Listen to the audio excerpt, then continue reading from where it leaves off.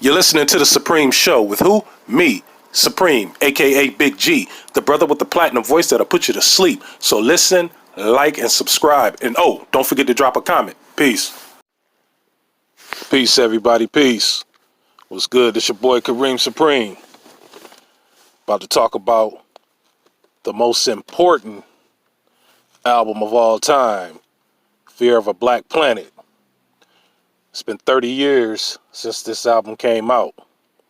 It came out on April 10th, 1990. 30 years, y'all. 30 years. Don't even seem like it. I'm going to cut right to the chase. This album, like I said, came out in April of 1990. And the main purpose of this album was it was a way for Chuck D to express the backlash that he received from It Takes the Nations of Millions to Hold Us Back. He received a lot of backlash from that, you know. Furthermore, he wanted to make a socio-political statement. And he was pissed off. he was real pissed off about some of the things that was going on post It Takes a Nation of Millions to Hold Us Back. You know, the group was being accused of anti-Semitism, and they were being called racist because Professor Griff, he had an interview with I think it was David Mills or somebody from the Washington Post, and Professor Griff said that the majority of the Jews are wicked, and it ticked the Jewish community off, and you know, the fingers was being pointed at Griff. It got Griff kicked out of the group suspended. They suspended him for a while, and they let him back in, and then he got kicked out. You know, it was a mess. That was back in 1989, and you know, it just it was a mess. It was crazy. It was crazy. Griff was like, "How do you get suspended from a rap group?" Yeah, how do you get suspended from a rap group? You know. But anyway, yeah, they wanted to make a socio-political statement, and they wanted to expand the teachings of Dr. Frances Cress Welsing's book. She had a book called The ISIS Papers. The ISIS Papers. It came out in the early 80s. Very important book. It's very thought-provoking. I believe everybody black should read that book. You know, I read it like 4 times. It's that good. You know, it talks about white supremacy and what they're doing behind the scenes, and, you know, what's going on at these think tanks, at these round tables behind the scenes. You know, they engineer black people's way of life. You know, a lot of things that you see going on in the black community, gentrification, miseducation, and all that, all drugs, all that's being engineered. You know, it's being constructed, done on purpose. We all know the story behind that, but that's what Public Enemy wanted to address with Fear of a Black Planet. And I'm going to break down each song. It's like 19 songs on this album. And the first song on the album was called Contract on the World. It was an introduction. One of the greatest introductions of all time on a rap album. Contract on the World, meaning Chuck had a contract on the world, meaning that he was going to assassinate the world with this album. He wanted to assassinate the world with this album. You know how you put a contract on somebody or put some money on their head? Well, Chuck D was putting some money on the world's head, so to speak. And that song featured like a bunch of little snippets and clips from conversations and, you know, interviews or whatever. And the one that stood out, the clip that stood out was when they said the future of the group is in doubt.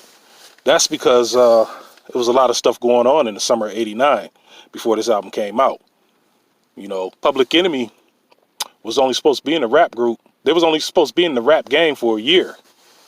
You know, It Takes the Nations of Millions was supposed to be their last album.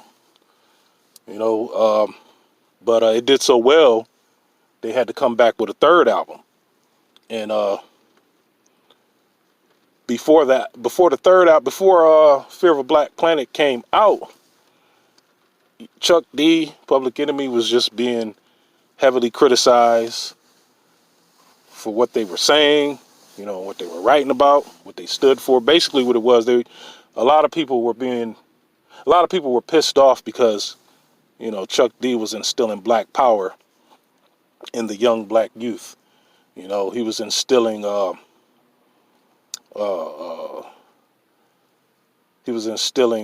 messages from black messengers. You know, he was talking about X and Malcolm X, Denmark Vesey, and Gabriel Prosser and all that stuff when it takes nations of millions to hold us back. You know, Farrakhan's a prophet that I think you ought to listen to. You know what I mean? You know, white America, they have always been obsessed with keeping black people in the dirt. You know, keeping us blind. They keep us blind through education, well, miseducation. You know, they don't talk about many of our important black leaders. You know, they handpick the ones they want us to learn about, but they don't talk about, you know, Denmark Vesey, Nat Turner, Gabriel Prosser, Marcus Garvey. You know, they don't. Those names don't come up in public schools in America. But anyway, that was Contract on the World. And the second song was Brother's Gonna Work It Out. And that song was simply about unity. Excuse me. Black unity. And the video was very important. You can't find a good quality video of Brother's Gonna Work It Out. Why? Because in that video, they were showcasing the police beatings that was going on in Virginia Beach, Virginia, back in 1989. The police just started beating students from the black college on purpose for no reason, you know. And it was first put up on YouTube about 10 or 11 years ago, and they kept taking it down. So there's a low quality video on YouTube right now that you could barely see, but you can watch it and see what I'm talking about. You know, it's not crystal clear. It's not that of good quality, but it's watchable. And you know, it was about police brutality. And it was insane because, you know, these black students wasn't bothering nobody. This is something that they would do every Labor Day. I think it was Labor Day of 1989 or something like that. But anyway, that's what Brothers was going to work. That's what the song Brothers Gonna Work It Out was about. Unity and how we need to stick together to overcome police brutality, you know, and racism. You know, if we all stick together and unite to fight, we can fight the powers that be. But the third track was 911 is a Joke by Flavor Flav. Now this is interesting. This is interesting because Flavor Flav had a friend that died. He got stabbed, and he died because the ambulance took too long. Took too long to come and save him. You know, from what I heard, his friend bled internally and died. You know, they came like 30 minutes later or something like that. And by that time, he was in a coma, and I guess he died on the way to the hospital. You know, that's why Flavor Flav said, I call it body stretcher because it couldn't affect you with an autopsy ambulance just to dissect you or something like that. Y'all know what I'm talking about. You know, it was a heartfelt song. You know, Flav, he put his magic touch to it. You know what I mean? Made it funny. You know, he was talking about how the EMTs will come and they come when they wanna. They only come when they wanna. So get the morgue truck and impound the coroner. They don't care because they stay paid anyway. Y'all know.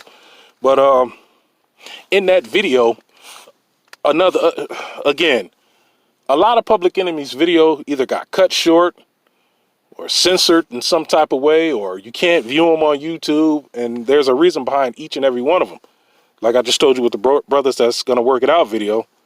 You know, they don't show you that video because, you know, it talks about the Virginia Beach police brutality. But the 911 video, it was cut short because the original video had a white lady, a white blonde lady, break her heel. She was walking and she broke her high heel or something like that.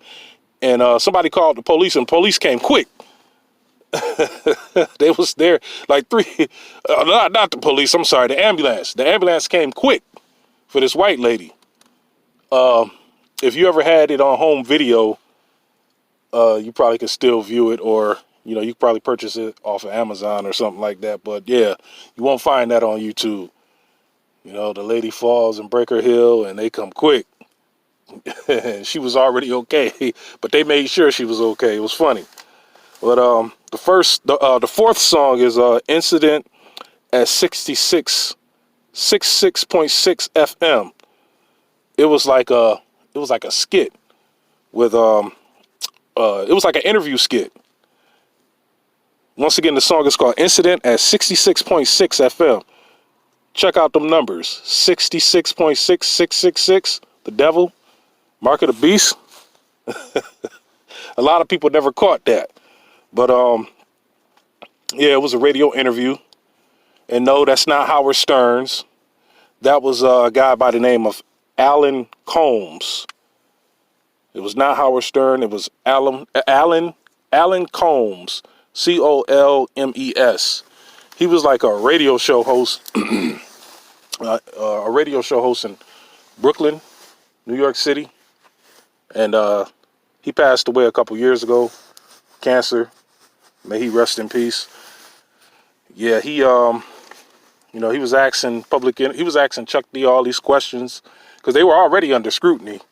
Now, this was before the Fear of a Black Planet album came out, when they were being accused of being racist and, you know, all that stuff.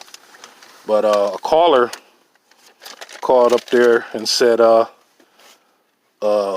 think Public Enemy is a bunch of rabble-rousers. And when I see somebody, they're scum. And when I see somebody wearing their shirts, I think that they're scum too. I'm like, wow. But anyway, the next track after that was, what are we on? The fourth track? Welcome to the Terror Dome. Now, being that they were under scrutiny, they were being put under a microscope. In the summer of 1989, Chuck D was on a show something like USA Today or something like that, and he was confronted by the host, and the host brought on Rabbi Cooper, and Rabbi Cooper was going after Chuck D. I think Chuck D had Nelson George on the show with him, you know, like to co-sign for him or whatever. Nelson George was like he was an author, and he was like a spokesman for Public Enemy, him and Harry Allen. But anyway, yeah, Rabbi Cooper, he was an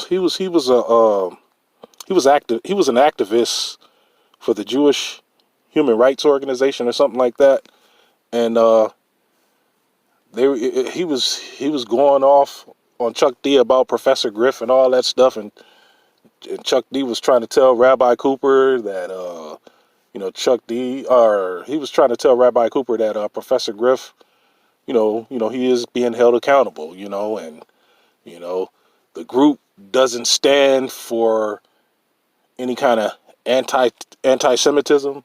That's not what we're about. And Rabbi Cooper didn't want to hear it. He was trying to get the group to be banned, you know, silenced. Basically what he was trying to do, he was trying to get them stripped of their First Amendment rights, which is, you know, freedom of speech, you know, and can't do that in America, you know, but they'll go out there, they'll go out their way to silence black people. Now, Guns N' Roses had a song where they were talking about niggers and faggots and immigrants, and, you know, nobody in the white community went after them to silence them, you know what I mean? But the black groups, the black artists, they do whatever they can to silence them. You know, that's why in that Welcome to the Terror Dome video, again, it was a video, but it only had the instrumental on it. It was a video, but it only had the instrumental. You know, it was instrumental. You know, the lyrics were so powerful and so deep that for the video, they just made it an instrumental video. And you won't be able to find that on YouTube nowhere. You may have to go to Daily Motion or buy the home video. Because like I said, they always censored, edited, or chopped up Public Enemy's videos because they were too powerful.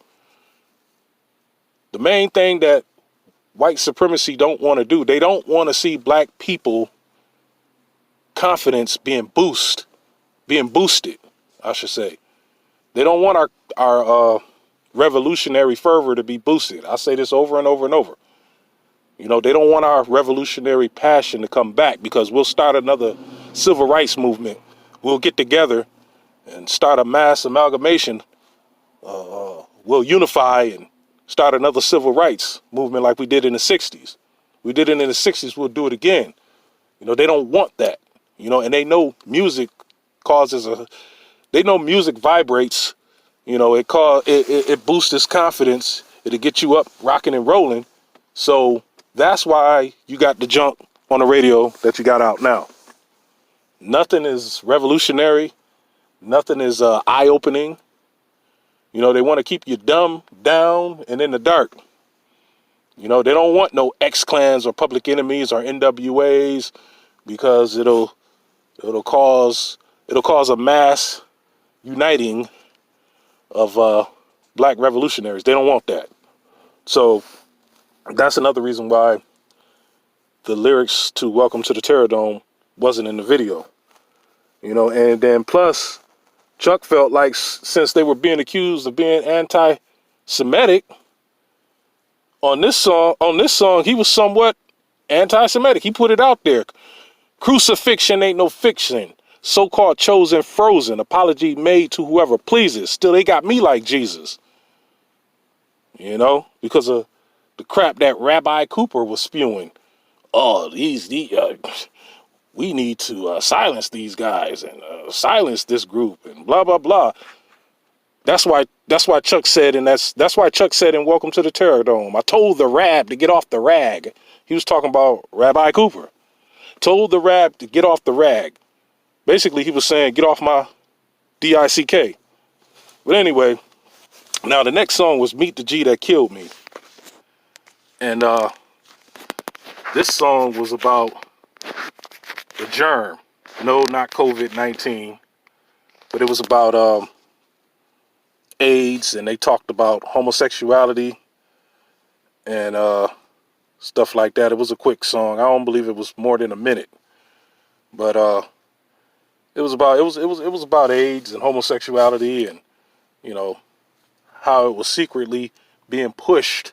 It was an agenda secretly.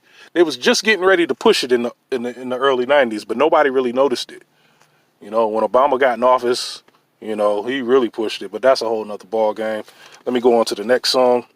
The next song was Polly Want a Cracker. Now, me personally, I always thought this song should have been on the Jungle Fever soundtrack. And it wasn't. It would have made a good fit if it was. Because it was talking about jungle fever. It was talking about interracial dating. And that's another song that they keep pulling off of YouTube. Because right now, in 2020, they trying to promote interracial dating as much as they can. They're aggressive with it. It's an agenda. They want to create a mulatto race. They want more mulattoes. It's another form of Willie Lynch. You know, they're doing this for three reasons. They want more mulattoes because they're easy to control. You know, they're right in between, and they always lean towards, you know, the white side. You know, not all the time, but most of the time. You see what Obama did. You know, he didn't do anything for his people. He didn't do anything for black people. You know, he did everything, you know, for his other side of the family. You know what I mean? And, you know, they want to create a mixed race to try to breed us out. Number two, they want to try to breed us out. You know, starting with the black woman, because you know, the feminist movement is trying to persuade black women to date outside their race, particularly white men. Lock up the black men and make the black woman run to white men. You know, the real holy trinity is the black man, black woman, and black child. They want to break up that trinity. They want to break that up. They don't want strong black families.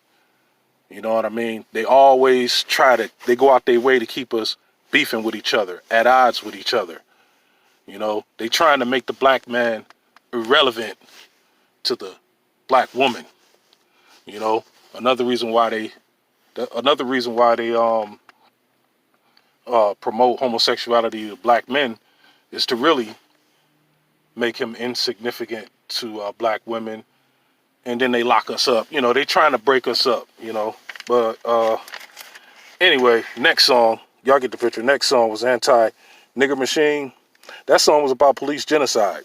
It was a short song on the album, but on the single or the video, I think it was a single I had, it had like 2 more verses on it.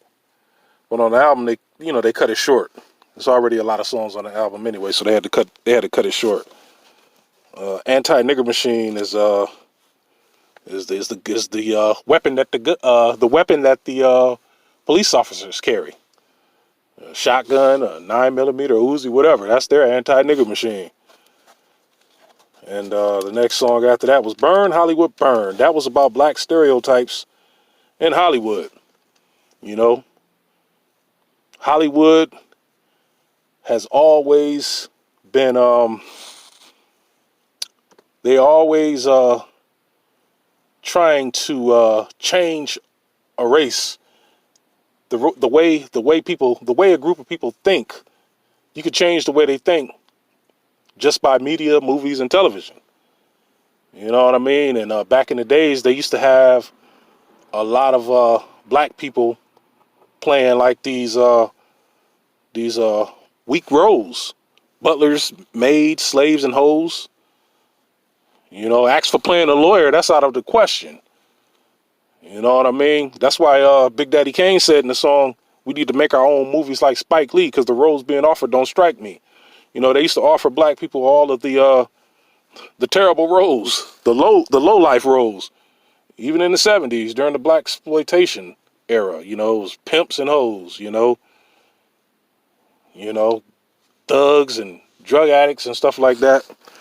You know, Robert Townsend had a movie. He made a movie called Hollywood Shuffle, and he talks about the exploitation of black people and how they offer them the worst roles, and how these white writers try to teach these black actors how to act in black movies and all that stuff.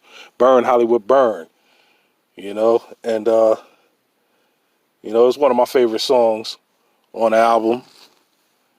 And Hollywood, they use their so-called witchcraft to try to change the way we think. All they got to do is show something over and over and over in a movie. You see, a lot of times you see the same things in different movies. You know, back in the days, back in the 90s, all you saw was gang banging shooting and killing in movies. And around 2012, you saw a lot of homosexuality and lesbianism in movies.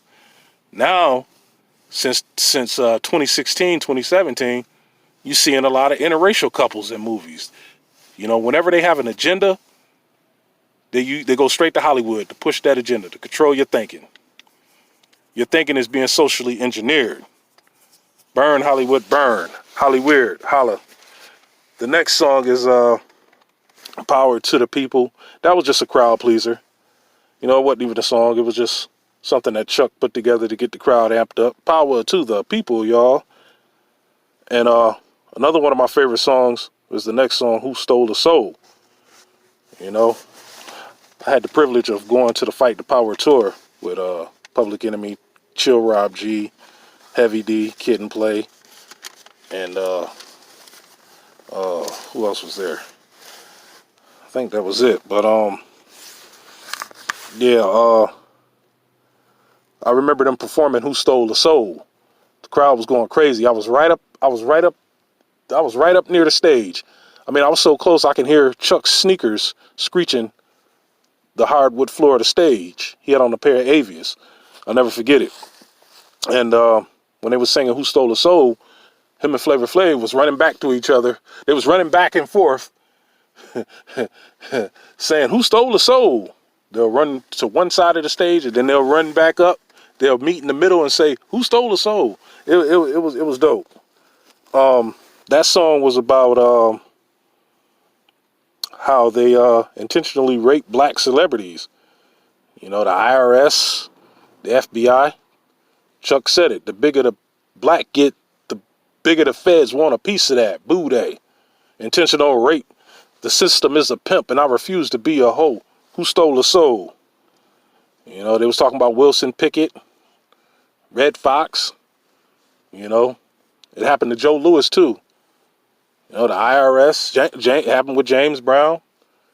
You know what I mean? They'll throw you in jail quick and then make an example out of you. It's a shame, like Chuck D said, and what they did to Red was a shame. You know, they just came in this house and started taking stuff, saying it wasn't his, it belonged to the government. You know. But anyway, the next song is Can't Do Nothing for You, Man. Now, this song was another solo by Flavor Flav. This song was first on the House Party soundtrack. You know, it wasn't even supposed to make the album. It was strictly for the House Party 1 soundtrack. You know, it was a dance track. But I'm glad they put it on the album because, you know, it was definitely a party starter. Now, after that was a freestyle song called Reggie Jack's. You know, Chuck was just freestyling about how people used to say he had an accent or he was pretending to have an accent and, you know, that wasn't his real voice. People were saying all kind of stupid stuff, you know, so Chuck had to set the record straight. The next song was Leave This Off Your Effing Charts.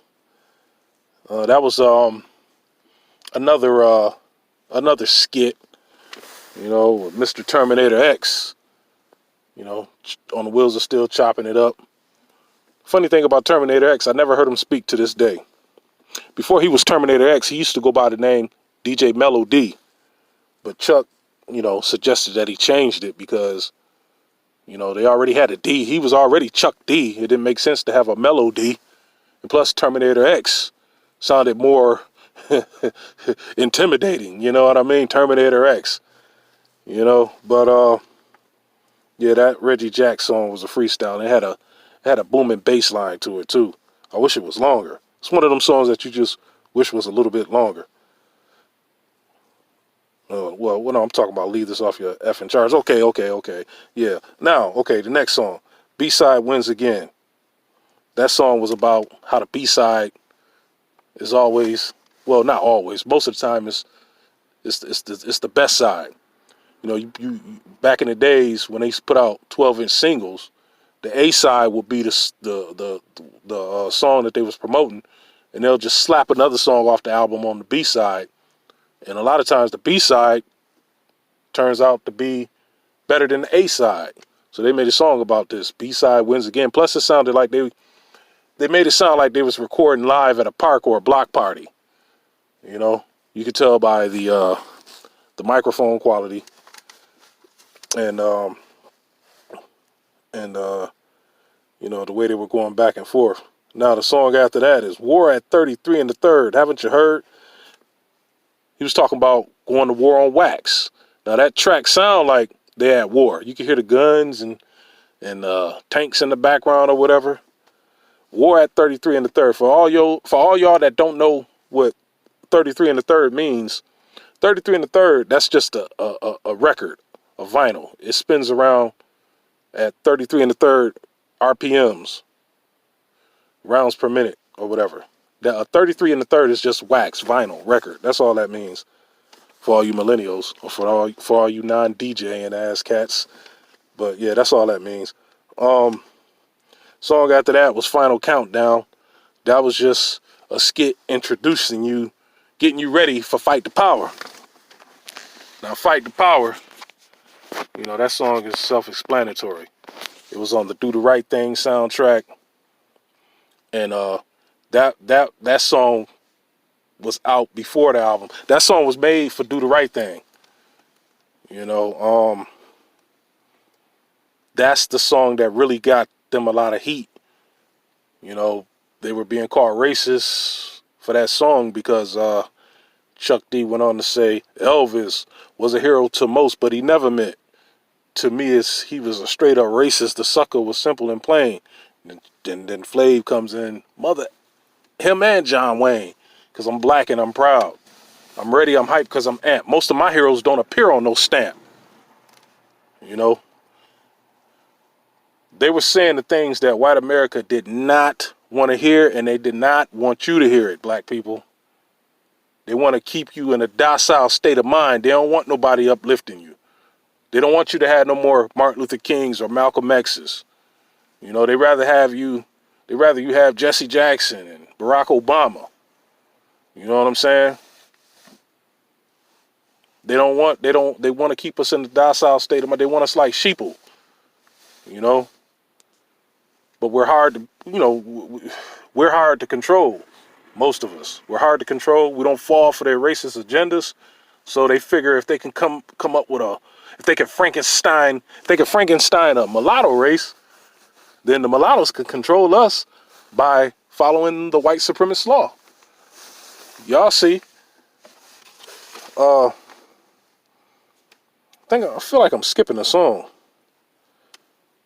Yeah, I skipped the song "Fear of a Black Planet." That's what I'm talking about. "Fear of a Black Planet." In that song, they was talking about interracial dating, biracial kids. You know how they trying to push this mulatto mixed race agenda. You know, that's why Chuck D said breakdown 2001. I guess it's best to be black or just brown, because they already back then they predicted by 2000. Jimmy Carter's Global 2000 campaign, they predicted by 2000 that they'll rid the world of dark-skinned black people. You know, Chuck D figured by 2001, but it didn't work. You know, their plans always backfire on them. So now they figure by 2050 that the U.S. will look like Mariah Carey and Barack Obama. That's what they want. That's what they're trying to push. But you know, their plans always backfire them. Their plans always backfire on them. They want a lot of Barack Obamas, and they want a race full of tragic mulattoes. That's what I like to call them. But what they're gonna get is a mixed race of people like Colin Kaepernick and Frederick Douglass. That's what they're gonna get. You reap what you sow. But anyway, that concludes this video. You got any feedback? You want to discuss something? Drop a comment. Peace.